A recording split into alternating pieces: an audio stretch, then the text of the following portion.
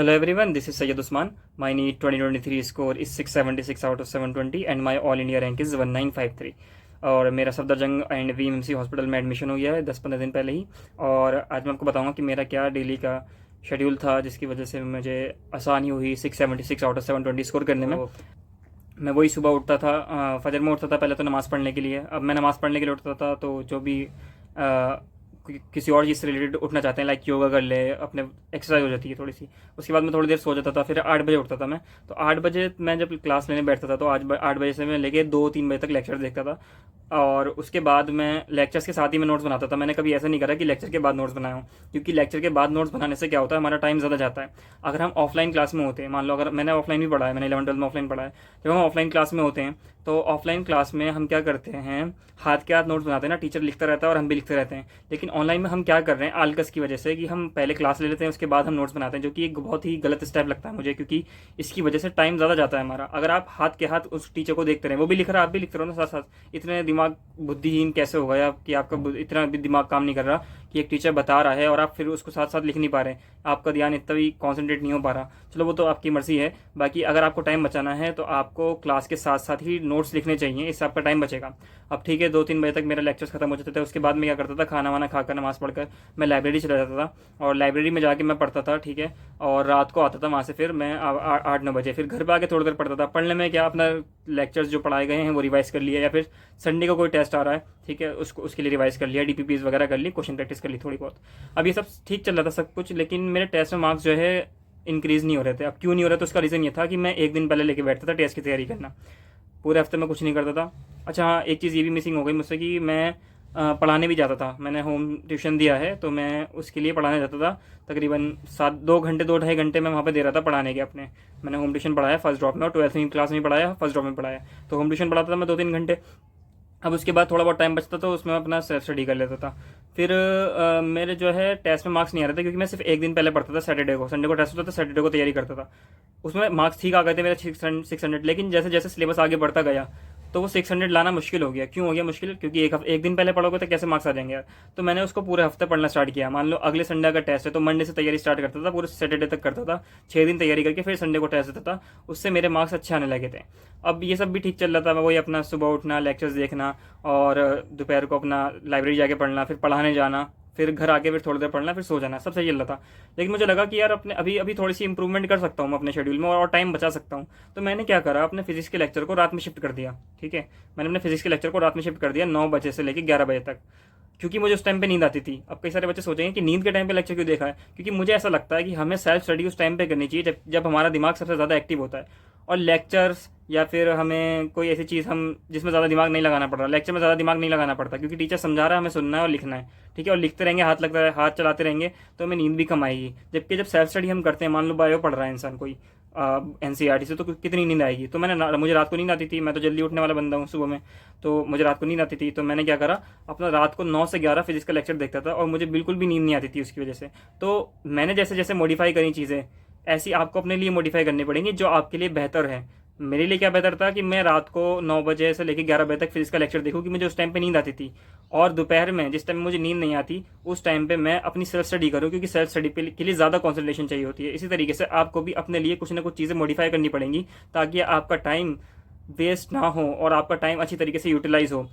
अब लास्ट के 3-4 महीने बचे थे और सब कुछ वही चल रहा था कि सुबह को उठना, लेक्चर्स देखना, और लाइब्रेरी चले जाना, फिर पढ़ाने जाना, फिर रात को एक लेक्चर देखना फिजिक्स का, और फिर सो जाना। ये सब कुछ सही चल रहा था, ठीक है। लेकिन फिर भी इतनी इफेक्टिव चीज़ें नहीं चल रही थी, क्योंकि कहीं ना कहीं मेरे रोज़ 2-3 घंटे वेस्ट हो रहे थे कहाँ पे, पढ़ाने जाने में। तो मैंने सोचा कि यार अब इसको छोड़ना पड़ेगा पढ़ाना। तो मैंने 3-4 महीने तकरीबन फरवरी के अराउंड मैंने छोड़ दिया था पहले ही अपना पढ़ाने जाना। ये नीट 2022 की बात है, ठीक है, नीट 2022 की बात है। मैं अभी नीट 2023 की बात नहीं बता रहा, मैं नीट 2022 की बात बता रहा हूँ, क्योंकि मेरे 2 ड्रॉप हुए हैं, ठीक है। अब सब कुछ सही चल रहा था। अब नीट का पेपर आ गया और मैंने ऑफलाइन टेस्ट तो मैंने दिए नहीं थे, ऑनलाइन ही दिए थे। और उसके बाद मैंने कुछ टेस्ट जो दिए थे वो पीडीएफ निकलवा के दे दिए थे ओएमआर पे। मतलब मैंने कम से कम 30 फुल सिलेबस टेस्ट दे दिए थे लास्ट के मंथ में, क्योंकि मेरा सिलेबस तो 3 महीने पहले ही खत्म हो गया था। और फिर मैंने 2 महीने रिवाइज करा और लास्ट के मंथ में मैंने फुल सिलेबस दे दिए थे खूब। मेरे मार्क्स टेस्ट में आते थे 600 के अराउंड, और 600 से कम ही आ रहे थे। मुझे लगता था कि पेपर में यार मेरा अच्छे आ जाएंगे मार्क्स, क्योंकि मेरे 600 के करीब आ रहे थे मार्क्स। लेकिन 580 590 भी आ रहे थे, 600 भी आ रहे थे। ज़्यादा अच्छे मार्क्स नहीं आते, 650 के करीब नहीं आ रहे थे मेरे, कोई भी नहीं आए। आए थे 1-2 टेस्ट में आए थे, लेकिन इतना ज़्यादा नहीं आए थे। अब जब मेरा पेपर हुआ नीट 2022 तो मेरे आए 591 मार्क्स, क्योंकि मेरी केमिस्ट्री ख़राब हो गई। उसके दो रीज़न है देखो केमिस्ट्री ख़राब होने के। एक तो ये कि मैं थोड़ा सा माइंड मेरा डिस्टर्ब हो गया, क्योंकि मुझे अजर्शन रीजन और स्टेटमेंट वाइज के क्वेश्चंस की आदत नहीं थी। बायो मेरी ठीक हो गई, बायो मैंने तरुण सर और मनीष दुबे सर से पढ़ी थी और उनके नोट्स को फॉलो करा था, मेरे 330 आ गए थे बायो में। लेकिन मेरी केमिस्ट्री इसलिए ख़राब हो गई क्योंकि एजेशन उसमें भी थे और स्टेटमेंट वाइज उसमें भी थे क्वेश्चंस कुछ, तो मेरी केमिस्ट्री वहाँ पे ख़राब हुई। और एक रीज़न ये भी था कि मुझे पता था कि मेरी केमिस्ट्री थोड़ी बहुत वीक है और मैंने उसको पूरे साल नेगलेक्ट करा कि हो सकता है पेपर में वो केमिस्ट्री ठीक हो जाए। मैंने केमिस्ट्री के ऊपर एक और वीडियो बनाई है इससे रिलेटेड की क्या क्या गलती मैंने केमिस्ट्री में करी, तो आप उसको भी देख सकते हैं एक बार। और तो मेरे 591 मार्क्स आए थे टोटल, मेरे 115 आए थे सिर्फ केमिस्ट्री में।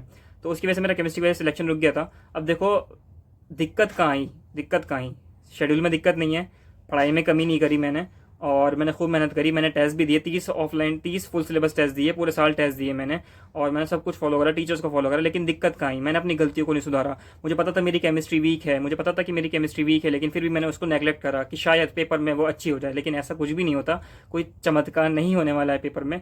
अगर आपकी गलतियाँ हैं तो आपको गलतियों को सुधार के ही जाना पड़ेगा पेपर में। आपको अपनी गलतियों को तराशना पड़ेगा, आपको अपनी गलतियों को देखना पड़ेगा कि कहाँ मैं गलतियाँ कर रहा हूँ, नहीं तो पेपर में आप मुंह के बल गिरोगे। ये लिख के ले लो। अगर आपको पता है कि आपका ये वाला टॉपिक वीक है तो उसको स्ट्रॉन्ग कर लो पेपर से पहले पहले। अगर आपको पता है कि मैं ये चीज़ें भूल रहा हूँ, मुझे वाला चैप्टर याद नहीं हो रहा है, तो उसको स्ट्रॉन्ग कर लो, नहीं तो पेपर में आप कोई ना कोई टॉपिक या फिर कोई ना कोई सब्जेक्ट आपको बहुत बुरी तरह रुलाएगा। फिर कहते रहना कि भाई ये साल ख़राब हो गया, साल ख़राब हो गया। जैसे मेरा साल ख़राब हुआ था वैसे आपका भी साल ख़राब हो सकता है। सब कुछ करा देखो मैंने, लेकिन कहाँ कमी रह गई, मैंने जो है एजर्शन स्टेटमेंट वाइज की क्वेश्चन की प्रैक्टिस नहीं करी।